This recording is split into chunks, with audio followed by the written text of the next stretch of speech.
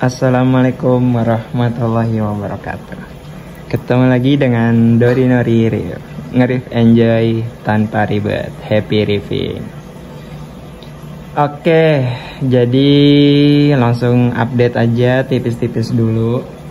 Jadi kemarin kita udah selesai water change sampai kira-kira udah kembali lagi lah parameter yang seperti apa yang diinginkan gitu, khusus untuk Coral LPS gitu.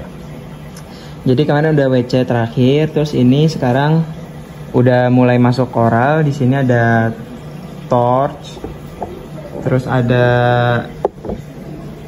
ini juga apa namanya, karang kuku cabang, ada senia. Terus juga ini ada otak. Nah, ini otak gua dapat dari orang Depok, dari Om Septiawan. Ya, jadi seperti yang kalian lihat, ini koralnya sebetulnya sedikit bleaching warnanya. Jadi karena settingan lampu gua itu beda sama settingan yang dulu. Kalian bisa cek video-video sebelumnya, itu settingan lampunya itu lebih biru. Kalau sekarang itu lebih lari ke hijau warnanya. Nah, faktor yang bikin warna sekarang itu kurang nggak sebagus dulu adalah karena kalau kalian ngikutin Dori Nori, kan Dori Nori itu pakai fiber ya. Pakai fiber buat apa, ngefilter lampunya. Jadi kan lampunya itu kita pakai lampu Resen RCG 1810. Nah, itu kan warnanya pakai yang full putih. Karena full putih itu, jadi gue pakai fiber biru buat ngefilter biar jadi biru gitu. Tapi karena fibernya sekarang udah nggak ada, udah habis dan dirongsokin gitu sama bokap, jadi ya udah, ini gue pakai lampu filternya itu gue pakai kertas plastik di fotokopian, gue cari aja yang warna biru. Hasilnya nggak semaksimal yang dulu, tapi paling enggak bisa masih keluar lah warna koral, walaupun nggak sekeluar yang dulu gitu. Dulu kan warna koral gue tuh ngepop banget ya, lumayan bagus lah untuk kategori lampu bukan khusus marine ya, bukan khusus marine. Lampu aquascape yang gue pakai di tank akuarium air laut gitu. Nah, jadi ini kalau dari perkembangannya dilihat, torchnya ini happy. Kalau enggak ya kalian bisa menilai lah dari layar kaca kalian, kira-kira ini torch sehat atau dia kurang sehat, cukup cahaya atau kurang cahaya. Kalian bisa nilai dari ini tuh, gue deketin deh. Kalian bisa nilai ya, kira-kira ini dia nih happy atau nggak happy gitu. Ini dia udah 3 hari sih di tank, baru 3 hari ya, baru 3 hari. Kalau ini juga karang kuku kuning apa oranye ya, nggak tahu dah gue namanya. Kalian lihat sendiri, kira-kira ini dia happy atau nggak happy di tank Dori Nori. Nah, kalian bisa nilai ya tuh. Kalau si otak ini emang dia sedikit lebih susah, terus juga lebih manja. Jadi dia bleaching ini karena kemarin itu gua nggak pakai filter buat lampu celupnya. Kan seharusnya tuh lampu celup full biru 2 sama lampu Resen RCG yang 1810-nya itu 2 juga. Nah, ini gua lampu birunya 1, lampu putihnya 1, lampu celupnya ya. Terus baru keduanya lampu Resen RCG-nya gitu. Nah, karena lampu putihnya ini yang nyebabin si karang otak ini akhirnya bleaching gitu. Tapi ini gue diemin aja lah, gue biarin. Yang penting dia nggak sobek, dagingnya masih aman, masih mau mekar. Biarin aja, kita liatin dia kayak gimana. Seperti biasa, tank Dori Nori itu nggak pernah macem-macemin koral ya. Selagi si koral masih aman, masih mau hidup, ya udah kita biarin. Barangkali bisa jadi contoh buat teman-teman di luar sana. Kalau coral bleaching itu masih bisa pulih lagi. Kalau nanti misalnya ini karang otaknya pulih lagi ya, sehat lagi gitu. Tapi kalau emang enggak, ya udah kita jadikan pelajaran. Karena emang kondisinya ini tank Coral Operan ya. Sebelumnya di tank temen gua namanya Om Setiawan, orang Depok. Dia itu udah lama enggak ngurusin koralnya. Jadi ya udah akhirnya dioper ke gua kayak gitu. Dan mungkin adaptasinya juga berbeda lagi ya, mengingat air dan juga cahayanya gitu.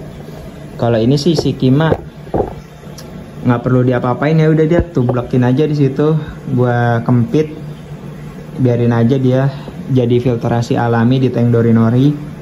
Karena dia kan bisa memfilter zat-zat beracun ya, zat besi atau mungkin hal-hal lainnya yang berbahaya untuk koral. Tapi dengan adanya si Kima ini, air jadi lebih sehat. Satu Kima udah cukup ya teman-teman, nggak perlu banyak, 2 ataupun lebih. Selain untuk menjaga kelestariannya juga, satu Kima ini kalian bisa research, ini bisa untuk bertonton air.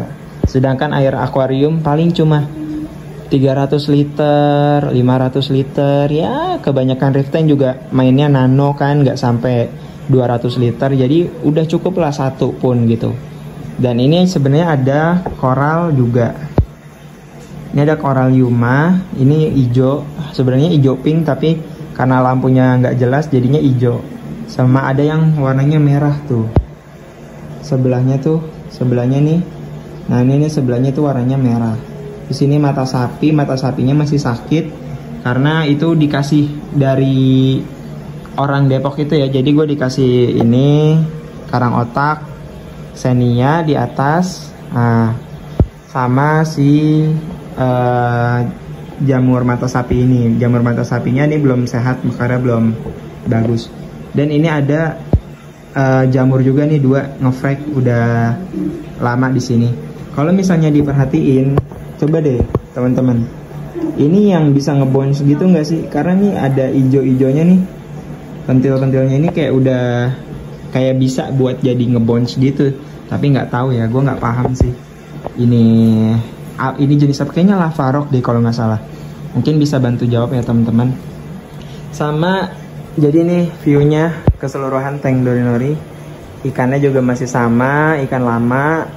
Ya udah tau lah, nggak usah perlu gue jelasin ya. Dan nggak usah salfok, emang ini tank nggak keurus. Jadi ini tank emang sebelumnya itu lumutan banget, pasirnya juga kacau banget. Jadi ya emang udah lama nggak running kan. Kalian coba cek video sebelumnya, 2 video sebelum video ini tayang deh, biar paham. Terus sama gue di sini ada satu yang unik. Ini nggak tahu ini apa ya. Jadi tuh ini dia ngumpul gitu, tumbuhnya nih langsung banyak. Ini tumbuh alami, nggak tahu nih namanya tumbuhan apa. Dia itu warnanya hijau, hijaunya itu cukup bagus ya. Nah, gua kira dia ini udah mati karena sebelumnya kan tank gua shutdown ya, berhenti. Terus dia nggak tumbuh-tumbuh lagi nih. Tapi setelah gua WC dan mungkin airnya sesuai sama dia, terus dia tumbuh lagi bareng-bareng kayak gini. Jadi mungkin gue bisa katakan dia salah satu indikator juga di tank gue ya. Karena pas tanknya ini shutdown dia cuma batang-batang gitu doang, nggak ada bulu-bulunya gitu. Tapi setelah gue WC gue pikir udah balik normal lagi, dia langsung tumbuh semua tuh. Langsung tumbuh semua lagi, sehat lagi, merumbai-rumbai lagi. Ya gue pikir dia juga salah satu indikator ya di tank gue ini, buat jadi apa ya, pertanda kalau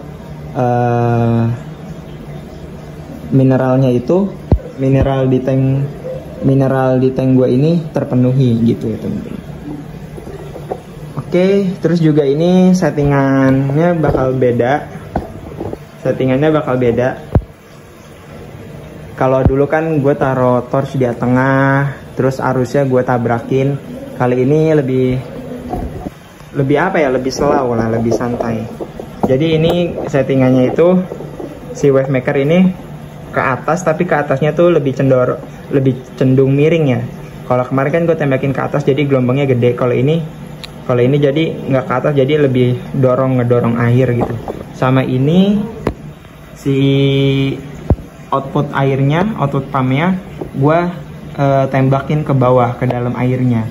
Jadi nggak gue tembakin ke atas air. Jadi biar air yang baru itu menuhin tank, terus ditembak lagi atasnya sama si wave maker ini. Gue nggak ada ya konsep-konsep yang spesial sih, tapi paling nggak gambarannya kayak gitu. Dan gue juga belum tahu ini arusnya bakal bentuknya seperti apa. Tapi kalau gue lihat nih, torch masih kena arus, si ini juga si karang kuku ya. Nanti kalau udah penuh semua koral-koralnya baru kelihatan arusnya itu seperti apa. Oke, mungkin segitu aja kali ya konten gua hari ini. Semoga bisa menjadi inspirasi lagi buat teman-teman bahwa tank itu ya udah, kita nggak usah terlalu repot ngurusin equipment, air dan lain-lain. Cukup simple, ikutin cara Dorinori aja. Masih bisa kok, ini aman. Sejauh ini aman ya. Atau kalau kalian bisa nilai sendiri dah, menurut kalian ini aman atau enggak koral-koralnya dan ikan-ikannya. Oke, mungkin segitu aja. Tunggu update berikutnya. Nanti kita belanja lagi. Kita bareng-bareng penuhin lagi ini semua tank Dorinori. Kita bikin asik lagi. Oke, sampai jumpa di next video. Happy reefing. Nge-reef enjoy tanpa ribet. Happy reefing. Bye-bye.